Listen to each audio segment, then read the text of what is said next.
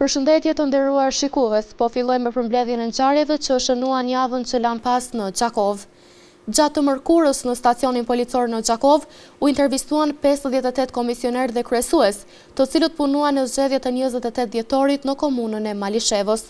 Në një konferencë për shtyp, prokurori Enis Gashi foli për detajet e aksionit, dyshimet për falsifikim të votave, arrestimin dhe dërgimin në mbajtje të 15 prej tyre.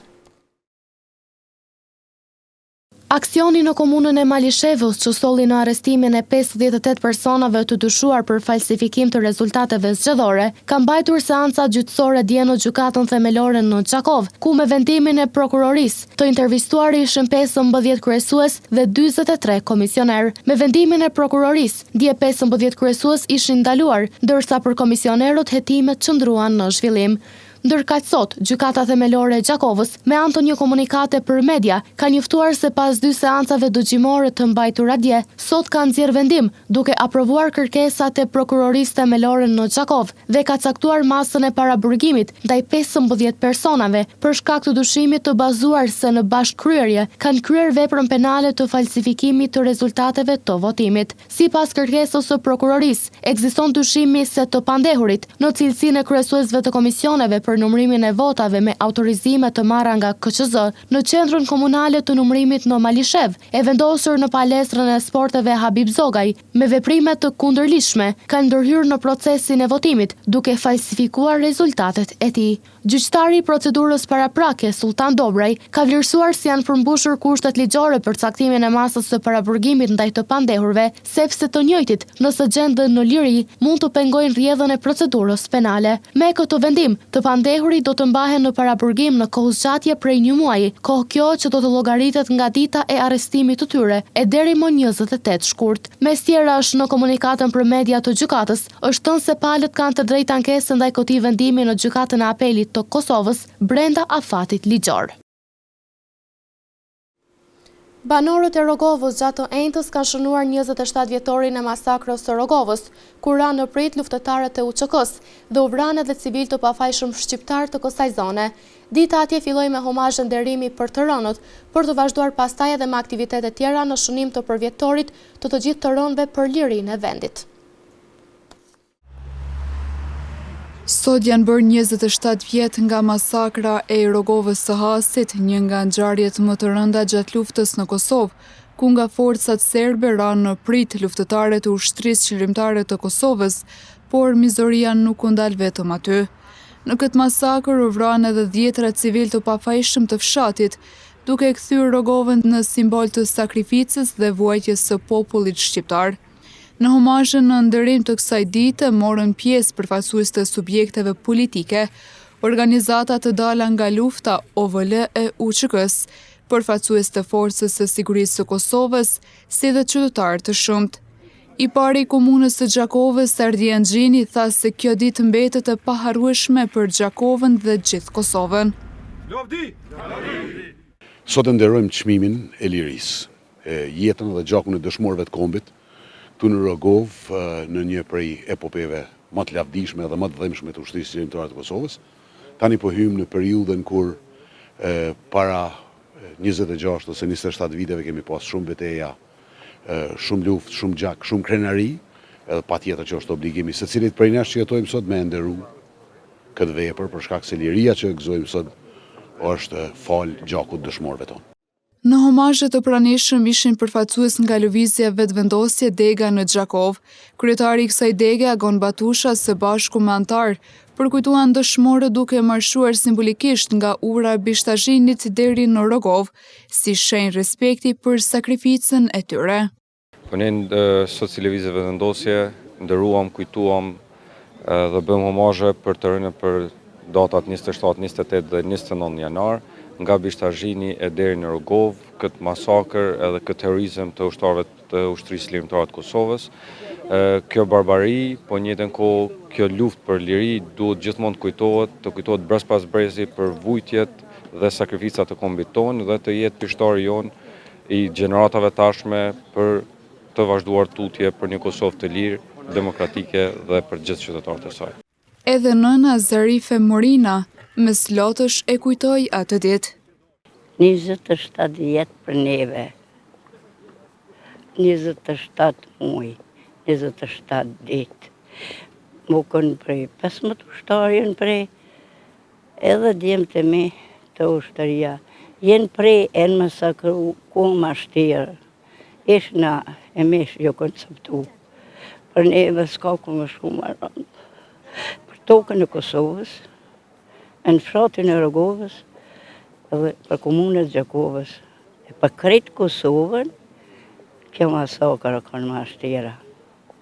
Edhe ka përmën Clintoni e krejtë, për me jetu në Kosovën e lirë me pas sot lirë, për shkamës me pa, 27 vjet më parë me 27, 28 dhe 29 janar të vitit 1999, ranë dëshmor 21 luftëtar të lirisë në fshatin Rogov të Hasit dhe disa pjesëtar të popullatës civile të fshatit. Po ashtu në këtë data kujtohen edhe 9 të rënë të tjerë në fshatin Goden dhe Bishtazhin të komunës së Gjakovës. Gjatë atyre 3 ditëve kanë rënë në altarin e Adheut, Agim Zeneli, Luan Smajli, Agrane Sejdi Rama, Pren Emim Leshi, Agus Gjoci, Valon Gashi, Bahtjar Morina, Daud Kelmendi, Emrush Qeta, Kasim Shala, Hamdi Berisha, Gëzim Ademi, Haxhi Rypjani, Gaspër Karaci, Ilir Mërturi, Naim Gashi, Naim Dreshaj, Sahit Krasniqi dhe Vesel Avdyli. Një pjesë e shëtitores në lumin Krena është dëmtuar dukshëm si rezultat i rreshjeve dhe vërshimeve të ndodhura në fillim të muajit janar. Dëmtimet kanë ndodhur në disa vende, me që rast ekipi i syrit ka regjistruar imazhe të ndërtimit në disa pjesë, ku dhe vetë banorët kanë shprehur shqetësimin dhe dëmet mund të shtohen. Vërshimet që ndodhen para disa javësh në Gjakov kanë shkaktuar dëme të mëdha, ndër dëmet ishte edhe ai në shëtitore në një pjesë të Krenës, ku uji kishte krijuar një grop të madhe. Gjendja dhe pas disa javësh vazhdon të jetë e njëjtë, pasi ende nuk është riparuar dëmi në këtë vend. Përveç kësaj, një pjesë tjetër e madhe e shëtitores është shembur dhe ka përfunduar në ujë. Dëmet në këtë pjesë janë të konsiderueshme. Banorët, edhe pse jo para kamerave, kërkojnë që të ketë ndërhyrje sa më shpejt, pasi dëmet mund të zmadhohen edhe më shumë. Kjo pjesë e Krenës kishte filluar të ndërtohej në verën e vitit 2025, për pas vërshimeve është shembur në disa pjesë. Viti 2025 është vlerësuar si një vit shumë produktiv për stacionin policor në Gjakov. Komandanti Milazim Lumi, në një intervistë për mediumin ton, ka listuar një varg detyra të realizuara me sukses nga zyrtarët policor. Lumi tutje ka folur edhe për bashkëpunimet me qytetarët, institucionet dhe akterët tjerë që ndikojnë në rritjen e performancës dhe besimit të qytetarëve. Policia e Gjakovës ka përmbyllur me sukses vitin 2025 duke dëshmuar përkushtim të lartë profesional, përgjegjësi institucionale dhe bashkëpunim të vazhdueshëm me qytetarët në garantimin e rendit dhe sigurisë publike. Komandanti i stacionit policor në Gjakov, Milazim Lumi, tha se gjatë gjithë muajit kemi analizuar të gjitha punët e realizuara gjatë vitit të shkuar për të nxjerrur një raport sa më të detajuar. Stacioni policor në Gjakov do të pas përmbylljes së vitit kalendarik 2025, në fillim të janarit dhe gjatë janarit kemi bërë analizat e nevojshme, përgatitjen e raportit vjetor dhe kemi pas se si kemi qëndru gjatë këtij viti. Mund të them me plot krenari që viti 2025 ka qenë një vit i suksesshëm për policinë e Gjakovës në rezultatet e arritura në krijimin e sigurisë.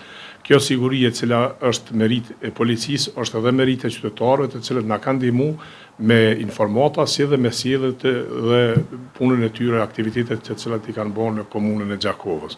Lumi gjithashtu tha se gjatë vitit 2025 është shënuar edhe një rënje veprave penale të regjistruara, krahasuar me vitet paraprake. Janë shënuar rezultate pozitive në parandalimin dhe zbulimin e veprave penale, menaxhimin efikas të rendit publik si dhe rritjen e sigurisë në komunikacionin rrugor. Zbulëshmëria e rasteve të veprave penale në stacionin policor Gjakovës ka qenë 81%, krahasu me vitin e kaluar që kemi pasur 74%. Prandaj, zbulëshmëria e veprave penale, të cilat vetëm vepra penale kemi pasur 1041, ndërsa incidente dhe raste në total në stacionin policor gjatë vitit 2025 kanë qenë 2129. Vlen të ceket për qytetarët se kemi rënje të veprave penale si që janë vjedhje të rënda, po ashtu jemi me rezultate 0 në rastet e vrasjeve, ku rastet e vrasjeve nuk jemi vetëm këtë vit, kemi qenë edhe vitin 2024, dhe këtë statistikë nga ka prishur vetëm vitit 2023, kemi pasur një rast me 2 vrasje, ndërsa vitit 2022, 2021 dhe 2020 kanë qenë pa vrasje. Fal punës profesionale dhe reagimit të shpejtë të njësive policore, shumë raste janë trajtuar me sukses dhe sipas ligjit në fuqi, duke shtuar edhe te realizimi mbi 1000 urdhëresave, shtoi Lumi. Ne kemi pasur të realizuar 1173 urdhënesa, që në përqindje në krahasim me vitin e kaluar kemi pasur 35%, sepse me realizimin e urdhënesave do të zbatohet, finalizohet do të që i dyshuarit të vuajë dënimin për veprën e caktuar penale, të cilën pastaj dënimin e ka dhënë instruksioni përfundimtar gjykata. Krahas rezultateve pozitive në parandalimin dhe zbulimin e veprave penale, suksese janë regjistruar edhe në menaxhimin efikas të rendit publik si dhe rritjen e sigurisë në komunikacionin rrugor. Kemi pasur gjithsej në total 524 aksidente, kemi pasur një ngritje të lehtë në krahasim me vitin e paraprak, mirë po qëllimet e policisë kanë qenë që vërtet do të ne të ngrisim pikat e kontrollit, të ngrisim aktivitetet tona policore dhe mund t'ju them që kemi pasur 16.534 tiketa të komunikacionit nga stacioni policor, që krahasuar me vitin e kaluar kemi pasur një 10%. Nëse marrim në aktivitetet të komunikacionit, të gjobave të lëshuara, policia pothuajse çdo vit ka pasur një ngritje nga viti 2021, 22, 23, 24, të cilat në numra do më për arsye se janë qëllimi ka qenë që të ndërshkohen dhe të edukohen do të kundërvajtësit në komunikacion. Ndërsa kur është fjala te implementimi planeve operative, komandant Lumi shtoi se viti 2025 është përmbyllur me realizimin e 224 planeve operative ose 15% më shumë se vitin 2024. Ne kemi hartuar plane të ndryshme operative që të tilla kemi pasur 224, që në përqindje kemi pasur 15% më shumë se sa vitin e kaluar. Pika kontrolli kemi mbajtur 4430, edhe këto kemi pasur një ngritje krahasim me vitin 2024 prej 70%, ndërsa patrullime në tërësi të patrollave të cilat ju ishin në teren kanë qenë 4309, që do të nkrahasu jo me përqindje, por si patrullime kemi pasur 630 patrullime më shumë se sa viti i kaluar. Suksesi arritur është rezultati i angazhimit të vazhdueshëm të zyrtarëve policor, profesionalizmit të tyre si dhe bashkëpunimit të ngushtë me institucionet lokale, organizatat dhe vetë qytetarët, ka pohuar Melazim Lumi. U deshën 3 tentime radhazi që Senati i Universitetit Fehmi Agani në Gjakov të votoj kalendarin akademik 2025-2026 për vlerësimin e studentëve në afatin e janarit. Studentët, por edhe rektori i Universitetit Drilon Punjaku, bashkë me disa organizata të shoqërisë civile, disa herë kishin reaguar për vonesat që u tentuan të bëheshin për vlerësimin e studentëve në afatin e janarit. Pas kërkesave të vazhdueshme nga ana studentëve, studentët e Universitetit Fehmi Agani në Gjakov nga sot dhe deri me 28 janar do të kenë mundësi paraqitjen e provimeve në SMU për afatin e janarit, ndërsa provimet mbahen nga 29 janar deri me 14 shkurt 2026 sipas orarit të përpiluar në për fakultete përkatëse.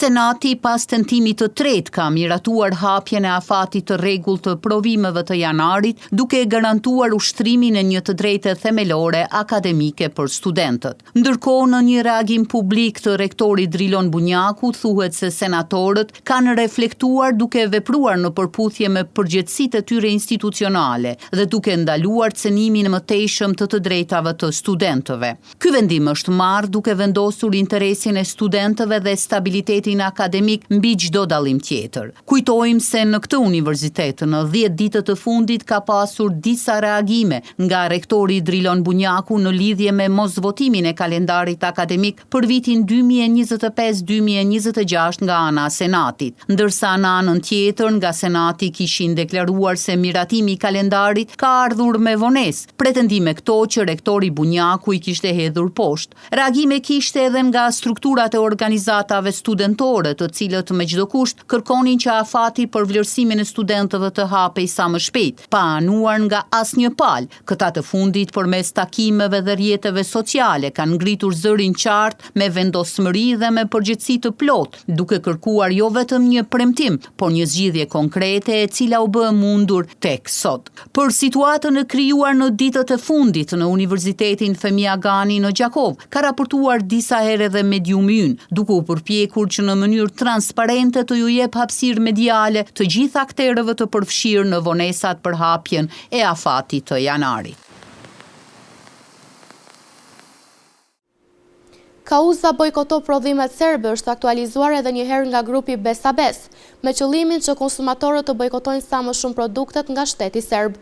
Në një prononcim, ideatori Burim Piraj tha se kauza jonë gjatë vitit të shkuar është vlerësuar e suksesshme, por duhet edhe më shumë të punohet në këtë drejtim. Ka disa vite që fushata Besabes zhvillon synimet e saj ku si qëllim ka avokimin për bojkotim të produkteve me origjinë serbe. Deri më tash, edhe përkrahja ndaj fushatës ka qenë në nivel, si nga qytetarët ashtu edhe nga institucionet. Kështu është shprehur në një lidhje virtuale për Mediumin ton, bashkëthemeluesi i fushatës Burim Piraj. Fushata jonë ka filluar në shtator vitit 2021, edhe që prej atëherë ka vazhduar, kemi pas përkrahje të gjerë, si në bëz nga shtresat e reja, rinore, studentët, nxënësit, pastaj edhe nga shtresat e tjera, por përkrahje nuk ka munguar edhe nga qarqet politike që t'i bojkotojnë produkte serbe. Arsyet dihen shumë mirë, ne nuk kemi nevojë t'i shpjegojmë shumë njerëzve, ato po dihen. Se fundmi kemi pas përkrahjen edhe të presidencës së Republikës Kosovës, ku presidentja ka dalë publikisht dhe ka kërkuar nga qytetarët të jenë të vëmendshëm që mos konsumojnë produkte serbe, për ato arsyet cilat ne kemi cekë gjithherë. Sa i përket importit të produkteve serbe, Piraj u shpreh se përkundër rritjes së importit të përgjithshëm me 2 miliard euro, importi i produkteve me origjinë serbe ka rënë, çka lë të nënkuptohet se populli po vetëdijsohet. Ne kur e kemi filluar fushatën, Kosova ka pas import diku 4 miliardë e 600 milion, nga ato 4 miliardë e 600 milion, diku 370 milion ka qenë importin nga Serbia.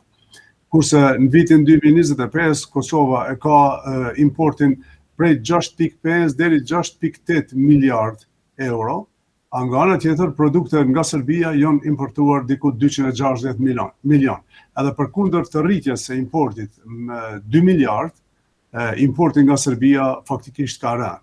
Nuk mund t'i referohemi viteve paraprake për arsye se e kemi pas atë ndalesën për import të produkteve serbe nga qeveria e Republikës Kosovës dhe për atë arsye nuk mund të themi se ajo ka qenë rezultati i fushatës tonë, mirë po si vjet kjo që ka qenë kjo rënje në rritjen prej 2 miliard të importit të produkteve të gjithëmbashme, e kjo bën me kuptue se popullata janë vetëdijsuar shumë dhe kanë arritur që ta kuptojnë mesazhin tonë dhe mos të blejnë produkte serbe. Tutje Piraj është shprehur se përveç fushatës për bojkotimin e produkteve serbe, do të synojnë të zhvillojnë fushata për promovimin e produkteve vendore. Ne nuk ndalime me kaq edhe për ne, edhe këto 270 milion sa janë, ne po na duken shumë, duhet që ta qenë mundësisht në nivel sa më të ulët, edhe pse e kemi parasysh se niveli zero nuk është i mundshëm, ne jemi fqinj me ta, edhe pse kemi armiqësi, është e pamundur që themi që kemi zero importe. Mes tjera, Piraj, i pyetur se a plotëson Kosova nevojat e popullatës, u shpreh se Kosova në disa lëmi ka cilësi e mundësi që të prodhojë jo vetëm për vendin, por edhe produktet vendore t'i eksportojë në vendet tjera. Gjatë të mërkurës, 7 mjek të rinj u bashkuan spitalit i Sagrezda në Gjakov. Në ditën e parë të punës, ata u gjendën në krye të detyrës për të shërbyer në repartet ku ata janë specializuar. Ndërkohë drejtori i spitalit, por edhe profesionistë të tjerë, e vlerësuan këtë prurje të re profesionale si një mundësi e mirë për të zvogëluar pritjet e pacientëve. Të 7 mjekët specialist që dje nënshkruan kontratë për fillimin e punës në Spitalin Isa Grezda në Gjakov sot kanë filluar zyrtarisht punën dhe të njëjtit janë sistemuar në repartet ku janë të specializuar për të ofruar profesionalizmin e tyre. Në repartin e pulmologjisë, ku prej disa vitësh ishte vetëm doktoresha pulmologe Vera Leshi, sot aty u sistemuan edhe 3 specialistë të rinj, të cilët menjëherë u gjendën në krye të detyrës, e që sipas doktoreshës, prezenca mjekëve të rinj e sjell një energji të re dhe një përvojë të mirë. Unë jam shumë e lumtur për ardhin e 3 specialistëve të rinj, sepse çdo mjek i ri që vjen i shton një energji të re dhe një përvojë të re repartit. Reparti pulmologjisë, siç e dini me sa vite, mbi 4 vite ka punu vetëm me një pulmolog, por me përkushtim dhe me profesionalizëm gjithmonë ndaj pacientit, edhe përkundër vështirësive që kam pas. Shpresoj dhe e besoj plotësisht, sepse i njoh këta djem, që do të punojnë me përkushtim maksimal, me djenin maksimale dhe e di që secili prej tyre do të sjellë një përvojë të re, një diçka të re, një vlerë të re për repartin e pulmologjisë. Tutje, doktoresha u shpreh se me mjekët të rinj do të përpiqemi që bashkë edhe me stafin e mesëm të jemi sa më bashkëpunues. Shpresoj në një punë ekipore që edhe e di që nuk do të më mungoj as nga kolegët e ri, sepse puna ekipore e përbën një repart. Kolegialiteti mes vetes si dhe kolegialiteti me stafin e mesëm. Ndërkaq specialisti i ri i pulmologjisë, doktor Durim Nuza, duke folur për nevojën që ka pasur reparti pulmologjisë për mjekshtesë, shprehu edhe kënaqësinë e tij për të qenë në shërbim të pacientëve. Nevojat kanë qenë të larta për pulmolog në Spitalin e Gjakovës. Me ardhjen tonë besoj që kanë morrit shërbimin në radhë parë, të filluar për ambulancë specialistike që ma herët ka qenë 2 herë në javë, të martën dhe të premten, tash është prej të hënës deri të premten, prej orës 11 deri në orën 1. Përveç kësaj na kemi mundu me pru një përvojë të re, besë të kanë qenë të planifiku eho e toraksit, po dhe shërbime tjera që do të njoftohen me kohë. Edhe për specialistin Fatbardh Kadria ishte dita e parë e punës në repartin e internos, si specialisti gastroenterologjisë. Unë si gastroenterolog i ri, por edhe kolegët e drejtimeve tjera, të cilët jemi në shërbim të pacientëve me sëmundje të ndryshme internistike, duke ofruar shërbime të ndryshme si në nivelin ambulantor, po ashtu edhe trajtimin spitalor, dhe procedura tjera diagnostike dhe terapeutike, si që janë për shembull edhe ndërhyrjet endoskopike për diagnostikim dhe trajtim të sëmundjeve të traktit gastrointestinal. Angazhimi i specialistëve të rinj në Spitalin e Gjakovës është një mundësi e mirë për të ofruar shërbime sa më të avancuara dhe në të njëjtën kohë të rritet edhe siguria e shëndetit të secilit pacient të hospitalizuar dhe atyre që marrin trajtim në ambulancat specialistike brenda spitalit. Gjatë gjithë muajit janar u bë thirrje nga shoqata Bereqeti për sigurimin e fondeve për blerjen e një banese për veteranin e UÇK-s Arben Rudin, i cili prej vitesh jetonte me qera. Kjo nismë ende pa u përmbyllur muaj janar, mori epilogun e zgjedhjes nga vullnetmirët, të cilët grumbulluan 40.000 euro për banesën e veteranit. Janë bërë një muaj që nga fillimi i iniciativës për mbledhjen e fondeve për blerjen e një banese për veteranin e UÇK-s Arben Rudi. Sipas Hoxhës Abdurrahman Bejtullahu nga shoqata Bereqeti, e cila edhe ka organizuar këtë nismë humanitare, është arritur shuma kërkuar për realizimin e këtij qëllimi. Për një kohë më pak se një muaj ditë ka dashur të marrë zotë mbledhen 40.000 euro. Urojmë që muajin tjetër më shtatë më të shkurt ta dorëzojmë qetet e banesës, kanë vetë mobilimi i saj, rregullimi i saj. Banesa është në gjendje të rregullta, është e re, ka 80 metra katror, 2 dhoma të gjumë me kuzhinë dhe një balkon. Jam tepër falendërues ndaj çdo kujt që na ka besuar neve, përmes shokëve të denj për ne, përmes kolegëve të Keci që kanë punuar me ta, dhe çdo banesë që është mundu të jetë për krah nes, Zoti është shpëlat mirë të tij. Bejtullahu thotë se shoqata Bereqeti ka ndihmuar në shumë raste duke ndërtuar shtëpi dhe duke përkrahur familje në nevojë, por ky rast sipas tij është ndër më të rëndësishmit për organizatën.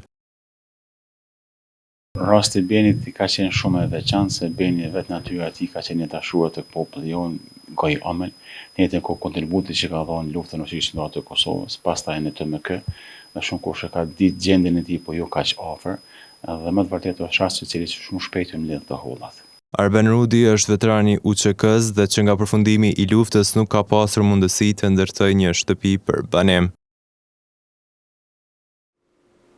Një bashkëpunim mes Bashkësisë Islame në Xhakov dhe asaj në Bosnjë dhe Hercegovinë rezultoi me hapjen e një ekspozitë në Xhakov, në të cilën u ekspozuan fotografitë e xhamive të djegura në të dy shtetet gjatë viteve të 90-ta. Hapja e ekspozitës Kujtesa në fotografi u vlerësua si një projekt interesant për ta kthyer në kohë historinë e xhamive të dëmtuara. Në Pallacin e Kulturës Asim Vokshi në Xhakov, sonte është hapur ekspozita tematike fotografike kushtuar xhamive të shkatëruar në Bosnjë dhe Hercegovinë dhe në Kosovë, një ngjarje kulturore që synon të ruajë kujtesën historike dhe shpirtërore të trashëgimisë islame. Kryeimami i Bashkësisë Islame në Xhakov, Visar Koshi, zbuloi qëllimin e kësaj ekspozite. Bashkia Islame e Republikës Kosovës së bashku me Riasetin Islamik të Bosnës kanë organizuar do të thotë me këto fotografi që nuk janë vetëm foto, por më shumë është një lloj ndërgjegjësimi i popullatës për mos të harruar historinë e tyre, e cila ka ndodhur në këto vende. Koshi bëri të ditur edhe mesazhin përmbajtësor që përcillet përmes këtyre fotografive. Këto janë vetëm disa prej fotografive të cilat tregojnë do të thotë ato që kanë lënë pasojat e pas luftës, e me të cilat populli jonë nuk i harron dhe e ka të shkruar në histori dhe në këto fotot e cilat janë ekspozuar sot. I pranishëm në këtë ekspozit ishte edhe drejtori i Institutit për Hulumtime dhe Studime Islame, Sabri Bajgora, i cili theksoi rëndësinë e këtij organizimi veçanërisht për gjeneratat e reja. Ekspozita sotme tregon se ne duhet që gjeneratat të reja tu tregojmë se çfarë kemi përjetuar neve si popull nga një armik i përbashkët, i cili sot e kësaj dite ka ambicie të tilla ndaj neve shqiptarëve, sepse gjeneratat e reja duhet të dinë të kuptojmë se me kë kemi pas edhe me kën ata do të kemë punë ndoshta në të ardhmen. Ekspozita organizuar nga Kryesia e Bashkësisë Islame të Kosovës në bashkëpunim me Riasetin e Bashkësisë Islame të Bosnjës dhe Hercegovinës, përmes fotografive autentike dhe mesazheve të forta vizuale, përcolli dhimbjen, kujtesën dhe qëndresën e objekteve të shenjta të shkatëruara gjatë luftrave, duke rikujtuar rëndësinë e ruajtjes së trashëgimisë fetare dhe kulturore. Ndoqët për mbledhjen me disa prej ngjarjeve që shënuan javën që lan pas në Xhakov, ndërkohë ju vazhdoni të qëndroni me programin ton. Mirëmbëjtje.